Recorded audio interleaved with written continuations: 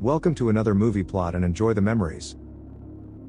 We open in the year 1462 with the invading Turkish army on the doorsteps of Transylvania.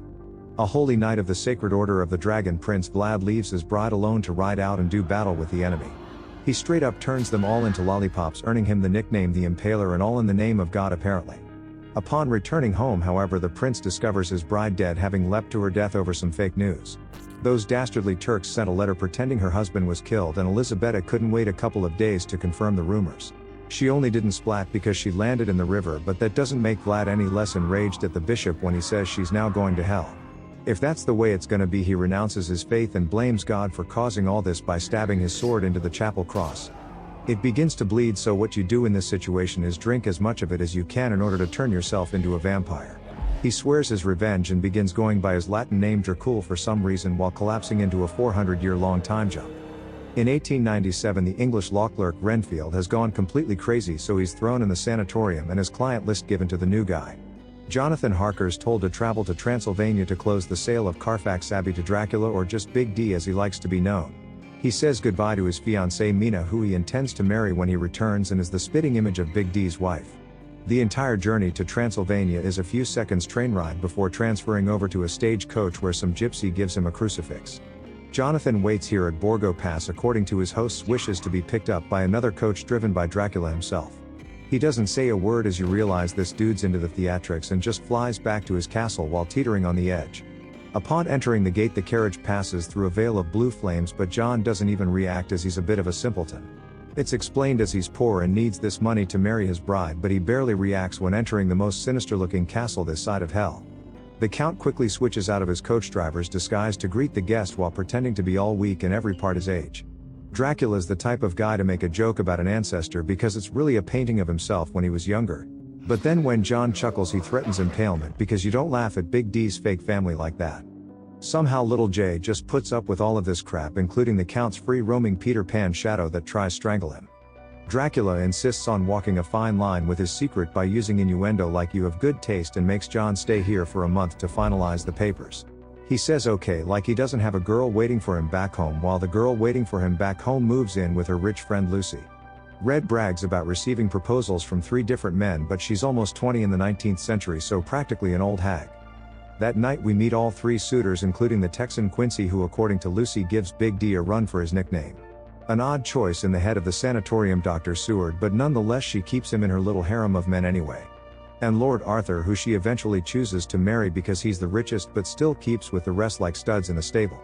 Before we return to Transylvania, we get a scene of Seward asking Renfield about who's this master he keeps mentioning.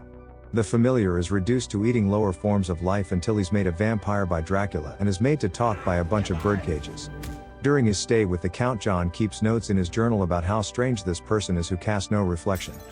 Dracula hides that he drinks blood, but honestly, if Johnny Boy isn't freaked out at the sight of him crawling around the walls like a gecko, then I don't think he would be bothered. He has the survival instincts of one of these gravity-defying rats, and it's only when Drake reacts negatively to his crucifix is he like, whoa, what's going on? The Duke of Deception just cunningly distracts the mere mortal with a look out the window, some pretty wolves, then disappears into thin air.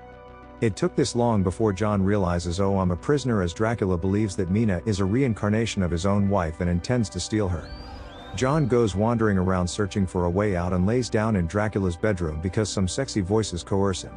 3 vampire women emerge from the sheets and begin to drink his blood, but they don't really have to try very hard to hold him down.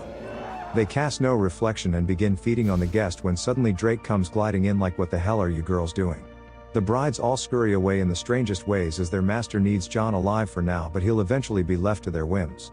To appease their hunger for blood, the Count feeds the girls a villager's baby, which finally gets an appropriate reaction out of Jonathan. He's made to write letters to his fiancée about remaining in Transylvania even longer, where Dracula leaves him wandering the castle unsupervised. The Count prepares for his trip to England and has servants secure him in a crate with desecrated earth before being shipped across the Atlantic. The Demeter's journey experiences strange occurrences, the worst probably being the slaughter of the entire crew at the hands of Wolfula. The shape-shifting vampire brings with him a sinister storm to the shores of England, then leaps off the ghost ship and rushes to Lucy's mansion.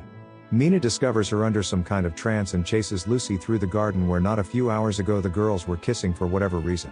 She finds the hairy Dracula sinking his teeth into her neck before the beast notices Mina watching and hypnotizes her to forget she ever saw him. A disorientated and violated Lucy wakes up and returns to her bed, while the next time we see her attacker he's looking like his handsome younger self. Dracula can also walk around in the daylight although he's weakened, and while she's out shopping he invites Mina to the cinema. She's about ready to blow this stranger off, but how can someone resist such an animal magnitude, plus he looks rich. They go to the moving pictures, but it isn't long before the Count drags Mina to a secluded area where he reveals that he's a creep. About to turn her into one of his brides, Dracula has a change of heart because he truly did love Elisabeta, and this is the same actress. Everyone suddenly begins to flee as a wolf enters that escaped from the zoo according to an earlier newspaper article. Mina tries to escape the Count only to be rescued by him moments later when he has the wolf stand down. Dracula apologizes, and I'm unsure if she forgives him, forgets, or just falls under his spell, but we never speak about the harassment again. Over the next few days Lucy gets really pale, so Seward suggests they call his former mentor Dr. Abraham Van Helsing. We're halfway through the movie before we meet the metaphysician of rare blood disorders and owns a handy book about vampires. When he arrives at Lucy's mansion, her man friends disturb Dracula feeding, so he takes off into the night like a right coward. Van Helsing sees holes in her neck and growing fangs, so has Seward perform a blood transfusion and surrounds her bed with garlic. There's nuance to it and it happens over a period of time, but nonetheless none of it works and the future vampire remains bitey.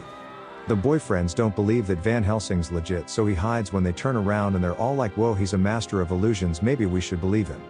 The Three Stooges now take his word for it that Lucy is the devil's concubine, but I think he takes it a little far when he dry humps the explanation into Quinn. Back in Transylvania, Jonathan musters up enough strength to escape the greatest time of his life and takes a tumble from the cliff into the river. Unlike somebody we know, he manages to survive the fall and finds sanctuary with the Sisters of the Blessed Sacrament. The nuns mail Mina a letter that her fiancé's too sick to travel but would like her to come to Transylvania to get married. She's now conflicted because of her feelings for the Count and how his lover boy to compete with someone who can turn tears into diamonds. Since she always told John they didn't need money, Mina sets sail for Transylvania, leaving Drake a heartbroken mess. The Count decides to take Lucy as his bride instead and knocks out 66% of her boyfriends to reach her. He transforms into a wolf and attacks her in bed, causing a violent explosion of metaphor that results in her temporary death. During this time, a gray-haired Jonathan marries Mina overseas before they sail back to England, a happily married couple. The husband recognizes the younger Dracula on the street from his portrait inside his bedroom, but oop, there he goes again. Meanwhile, Lucy's funeral is held, and I love how Van Helsing just asks to cut off her head when they're done with the pleasantries. For grandma's sake, they wait until the middle of the night to exhume her crypt instead and destroy the soon-to-be bloodsucker. Van Helsing uses the confusing term undead, but it turns out she's already resurrected and gone out searching for some lunch. They wait for Lucy to return with some orphaned meal, but then she just drops the takeaway on its head when startled. She immediately seduces her moronic mustachioed husband, but Van Helsing uses a crucifix to force her back into her coffin. One vomit of blood later, and Arthur is told to drive a stake through his beloved's non-beating heart to slay the vampire.